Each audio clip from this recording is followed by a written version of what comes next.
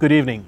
In the second installment of our festival talks this week, we are looking at our pastoral care and the effect especially that COVID had on the last 18 months on our pastoral care within the congregation. It brought many challenges, the fact that we couldn't see each other anymore, that we couldn't go to one another and meet each other and touch each other in the last 18 or so months. And I think one of the great joys is that when we started speaking to the elders and the deacons about continuing the pastoral care within the congregation, it was never a question whether we should continue with this work or whether it should be done at all, but rather that we should simply find ways to do it. And I'm thankful for the fact that we could use the technology to bridge the gaps, the physical gaps that we had between each other. I'm just so thankful for elders and the deacons that in this time just embraced this new way of doing and did home visitations through video calls and embraced this way of doing.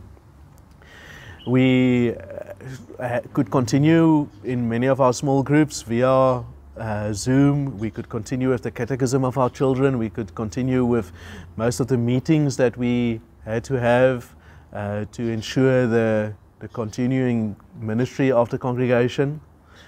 And for all of this, we're truly thankful. We're thankful for the fact that we could realize that, yet again, that it's the work of the Lord that builds a congregation. It's the Spirit that's the comforter. And He continued. He wasn't affected by COVID, and therefore the spiritual growth of people was never only dependent on the work of pastors or elders or deacons. It's wonderful to hear the testimony of people in these days that are telling us how they grew in their relationship with the Lord, even though they did not see a pastor or an elder or a deacon in this time.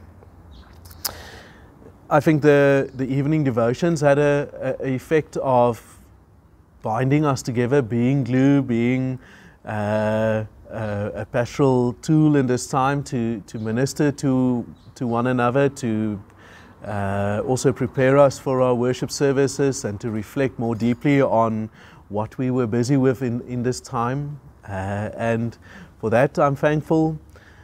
COVID also brought us to a new experience regarding funerals. The strangeness of having a complete funeral service at the gravesite, having only 4 or 5 people, the closest family, present at a funeral service, but yet also being able to broadcast those funeral services live, and this brought the opportunity for children that were living abroad to be present in that way. And it was really intimate experiences in that time. And in all of this, we praise the Lord that we could continue with this work even under very challenging circumstances. Good day.